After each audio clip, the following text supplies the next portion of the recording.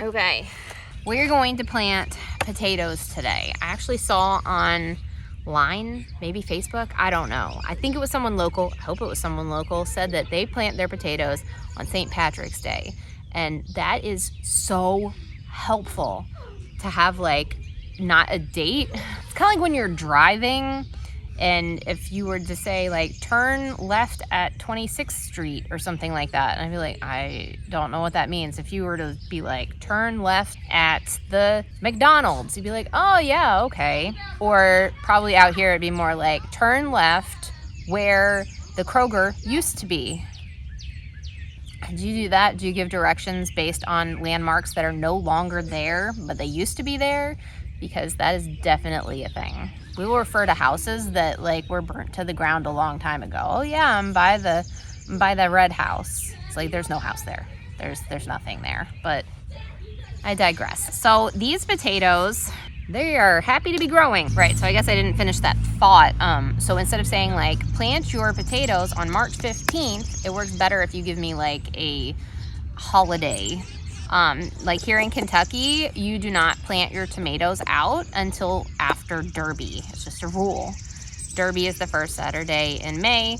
After that, you can safely put out all of your like warm weather crops. So no tomatoes till after Derby. Plant your potatoes on St. Patrick's Day. So I've decided we're just gonna work from this end of the garden over to that end of the garden. So right now I have the garlic here. So we're just gonna start putting potatoes here. And then once that row is done, we'll just start planting the next thing in the next row. Also, it's not St. Patrick's Day. St. Patrick's Day already passed, but that's okay. Sup, Maggie? Sup, Sid? Junior?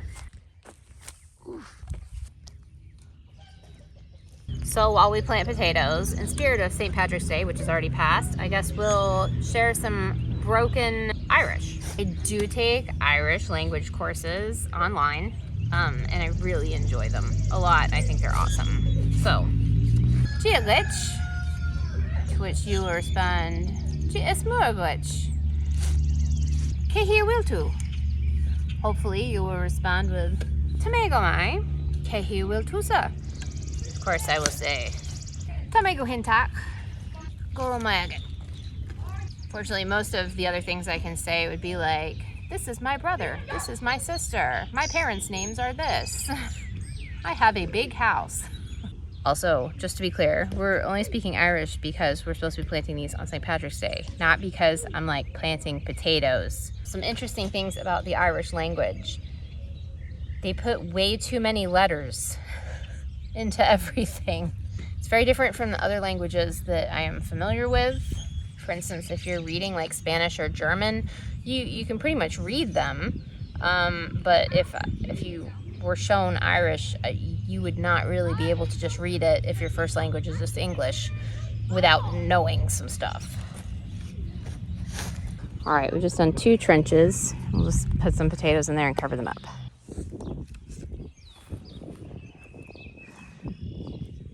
Whoops. First year I grew potatoes, I had really good success, and basically I just put them in the ground and they grew, which I feel like happens a lot. It's like that beginner's luck type thing where you just do something and it works amazing, and then you're like, ah, I am amazing at growing potatoes.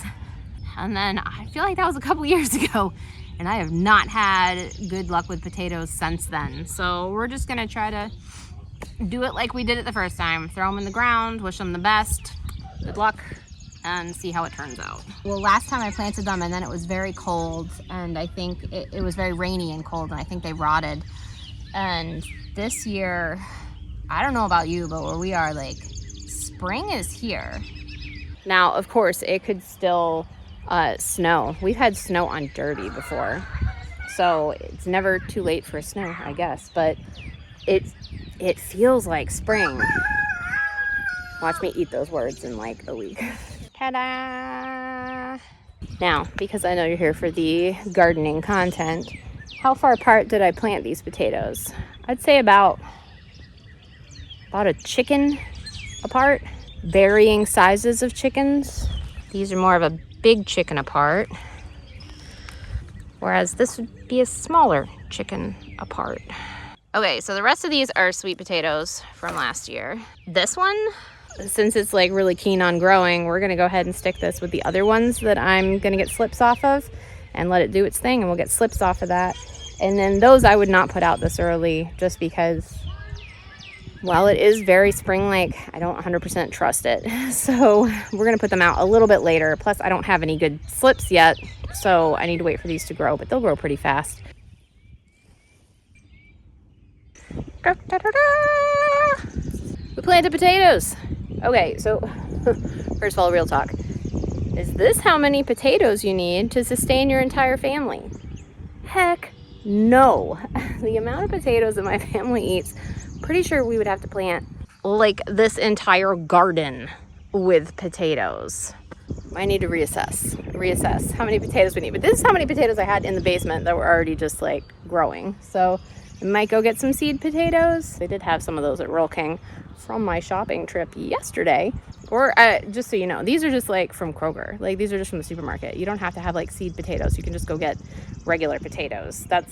And I have successfully grown potatoes just off of regular potatoes. And you can buy the fancy potatoes because now they sell those sometimes, like a little bag where it has like little purple ones or little, they just are different and way more expensive. But instead of just taking them and eating them, you can plant them and they will grow more of those potatoes, which is kind of cool. Maybe we'll do that. Maybe we'll go to Kroger and get a fancy bag of potatoes and grow some fancy potatoes, because that would be kind of cool. I think we should do that. That would be fun. So we've done, that's our one thing. Done. So I'm gonna show you, I did something else yesterday. Besides planting those strawberries, I did one other thing yesterday, which I am really excited about. Before that, can you even, with all the henbit, look at all the clover. Oh my gosh, it's so pretty. We were out at camp the other day and drove through a field of purple flowers, and it was just gorgeous.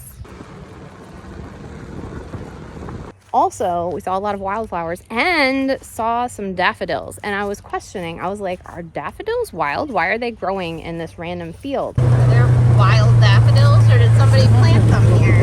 And then my friend told me that a lot of times that denotes where like an old homestead used to be. And I will say that we had then looked and found what I think was an old well right next to it. Like old water in a mound. So I need to do some more investigating, and anytime I see daffodils, I'm gonna check around and see if I can find like a well, because that would be cool. Dude, our burn pile is out of control right now. Ugh.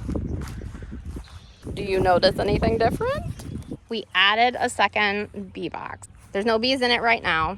We're pretty sure that this hive is going to be split soon. And we looked and found some queen cells that were starting to be built, and that generally means that they're getting ready to split and possibly swarm. And obviously I don't want them just like swarming off, so we'll take some of them and then put them in this box, and then that way they can all be happy, have more room to do their bee things. They're like so happy. Also, just to show you, like these are the chillest bees. Like you can literally just be like right here. Hey bees, how's it going? Like they don't care at all. Do you see the pollen? Like their little pollen pants? Right now they're all orange. There were some yesterday that were red. And I was like, what have you been getting into?